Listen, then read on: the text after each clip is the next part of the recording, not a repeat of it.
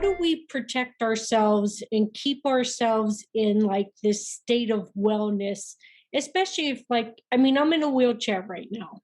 I fall, I break something, I end up in a wheelchair. It just kind of like how it all piggybacks on it. So how can I continue to keep my state of wellness up?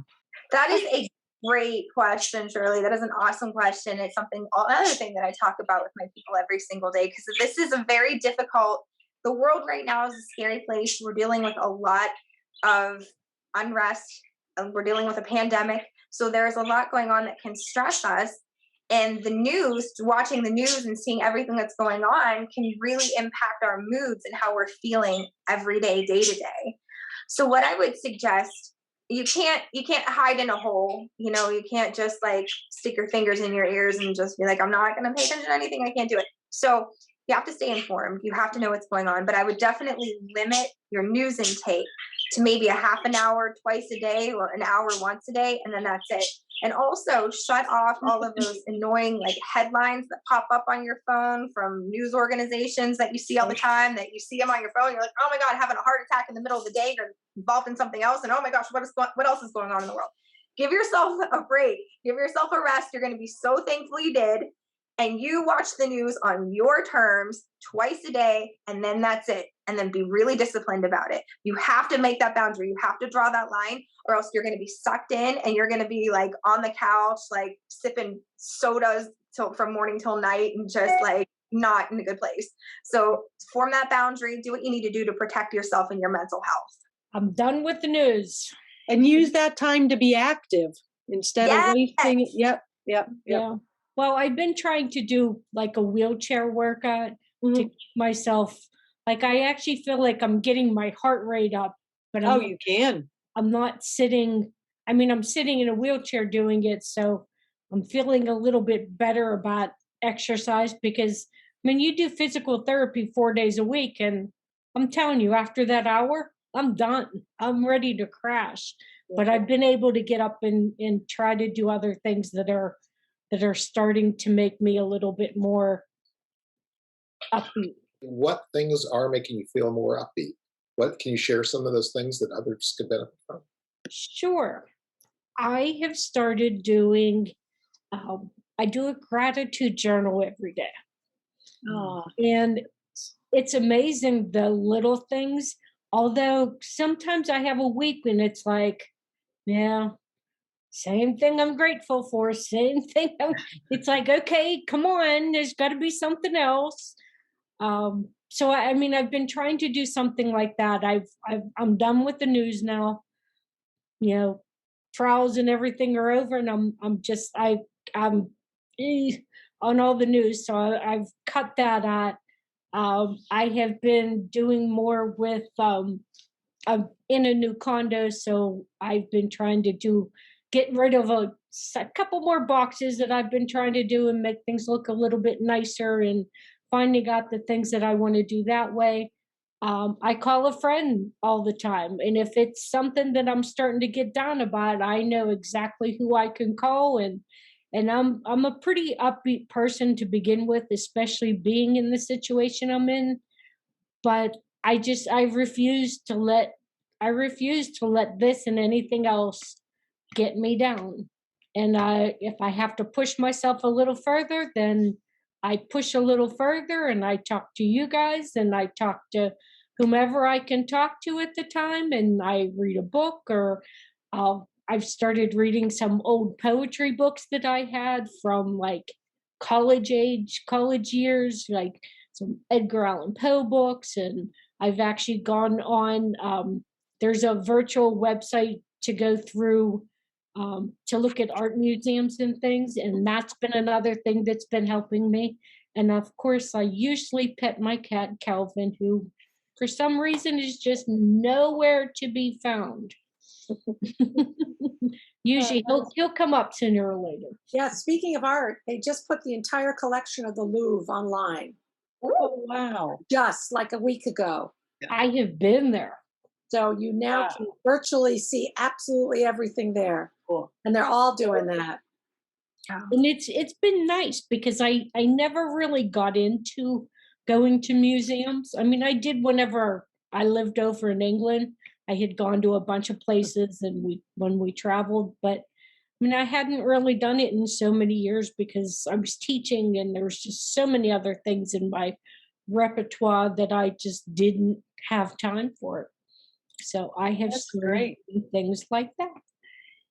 I think that you touch on a lot of things in regards to giving meaning to your life. What gives meaning to your life, right? And that's a lot of what I teach at the university is about recreation and park management and tourism and all of these things that we that you do during your free time. That's what really gives you meaning to your life. And I've worked a lot with veterans in that regard because the veterans, they also have this invisible disability. Most of the veterans at our university are really, if you saw them walking, you would never know that they have cognitive disabilities that they do. I try to get them into the outdoors and we go zip lining and we'll go mountain biking and we do a lot of different things because these are people that have loved the outdoors from the beginning. But I always talk about it is what you do during your free time that's going to give you meaning. That's what you're going to remember. You're not going to say like, oh God, I wish I'd worked another day, when you're on that deathbed.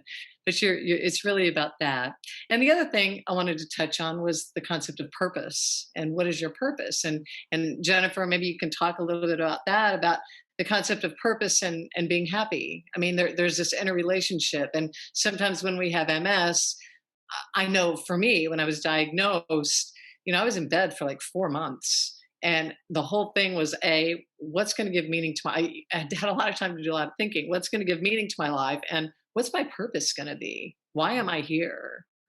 And that's what really helps keep you going and helps keep you motivated and helps keep you happy. I don't know. Can you comment on some of that? Absolutely. I think figuring out what fulfills you and what gives you purpose and how you do want to fill those hours when you have free time and what is giving your life a significant amount of meaning is a really important thing to identify because that's really the thing that's going to keep you going despite any loss of mobility, any loss of cognition, just knowing what that thing is, that spark that keeps driving you. And that is so important to figure out and to like kind of self-actualize and kind of figure out what you want to do. How are you gonna, I know there was a poem, it was called, I think it was called The Dash, where it was like the year that you're born and the year that you die, and how do you fill up that time between? How are you living in the dash? What does that mean to you? And figuring out what life is about for you. So I think that's great to do some introspection, some poetry, whatever makes you happiest and go for it. Can definitely help. I also think something that Shirley said too was pretty powerful because she was talking about attitude basically and how important attitude was for her and how she wasn't going to let MS keep her down. She was going to keep going and she just has like the best attitude and the best outlook. And she just goes and doesn't take any crap from MS at all and just perseveres. And I love that so much. And I think attitude is so, so important too. Or if you decide that this is what you make it, I mean, there's so much in MS that is outside of our control. And that's a big thing too, is recognizing that we don't have control over everything. MS kind of is going to do what it's going to do. We can take our DMTs, we can exercise, we can meditate, we can make sure that our health is as complete as we can make it. But at the end of the day, there are things in MS that we can't control. So it's gaining a measure of acceptance for that, understanding that it is what it is, but also understanding that you can confront the challenges that are put before you. And if you have an attitude where you're going to go at it fighting and you're going to take this thing down and you're not going to let MS push you around and control your life, then you will control it and you will end up on top. You're going to be like Shirley, just keep plugging through every day and kick butt and take names like she does. So it's don't give me too much credit. When I fell and broke my ankle in 3 places, I was not a happy camper. You're entitled to that. I was ticked off for a long time. You can be ticked off. It's okay to be ticked off. Let that motivate you. Get mad and let it motivate you. Anger is a great motivator. Let's talk about motivators. There's one. Get mad at MS and get mad that happened to you and kick its butt and come back. Well, we're still trying to come back from October. You got this, Shirley. Jennifer, you mentioned control. I had mentioned earlier that I've had the good fortune of working with Can Do MS and Jimmy Huga, who started it and was the founder. And Jimmy used to talk to the participants at programs, and he would say, nobody cares more about your health and wellness than you. So you need to be the cog in the wheel. You know, you need to take control of what you can take control of. And it was, the way he worded it was much more eloquent and profound than I just did. But I think you get the gist of it. No one's going to care that much about your health and well-being as you do. Your family members, your friends are all part of the equation or a piece of your pie, but it's you and a lot, you know, it's attitude also. Absolutely. You have to be your own self-advocate. You have to have attitude, and you just have to fight and go in there and just, like Shirley, kick butt. Like, don't put up with anybody's crap. Don't put up with MS's crap. And advocate for yourself too. Make yourself a priority. That's so important. Don't take no for an answer. Find out why and then continue another way. Yep.